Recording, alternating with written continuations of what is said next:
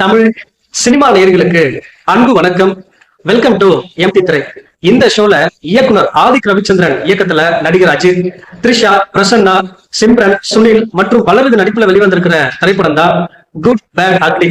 மிகப்பெரிய எதிர்பார்ப்புகளுக்கு மத்தியில வெளிவந்திருக்கிற இந்த திரைப்படம் ரசிகர்கள் மத்தியில எதிர்பார்ப்பை பூர்த்தி செஞ்சதா இல்லையா? இந்த படம் எப்படி இருக்கு, இந்த படத்தினுடைய கதை என்ன அப்படின்னு சொல்லி பார்க்கலாம் வாங்க. ஒட்டுமொத்த இந்தியாவுக்குமே மிகப்பெரிய கேங்ஸ்டரா இருக்காரு நாயகன் அஜித். இவருடைய வேலையால இவருடைய ஃபேமிலிக்கே மிகப்பெரிய ஆபத்து வருது. இதனால இவருக்கு பிறந்த குழந்தைய கூட பார்க்க மறுக்கிறாங்க நாயகி த்ரிஷா. இதனால இவர் என்ன பண்றாரு அப்படின்னா போலீஸ்ல சரணடைறாரு. 17 வருடங்கள் கழிச்சு தன்னுடைய பழைய கேங்ஸ்டர் வாழ்க்கையெல்லாம் மறந்து தன்னுடைய மகனை பார்க்க போறாரு. போன இடத்துல அர்ஜுன் தாஸ் அஜித்துடைய மகனை ஏதோ ஒரு காரணத்துக்காக போலீஸ்ல சிக்க வைக்கிறாரு.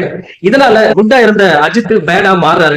எந்த காரணத்துக்காக தன்னுடைய மகனை போலீஸ்ல சிக்க வைக்கிறாங்க அப்படிங்கறத தெரிஞ்சுக்கிட்டு ஜெயில இருந்து தன்னுடைய மகனை வெளிக்கொண்டு வந்தாரா இல்லையா அப்படிங்கறத ரொம்ப சரவடியா சொல்லக்கூடிய திரைப்படம் தான் இந்த குட் பேட் அக்லி.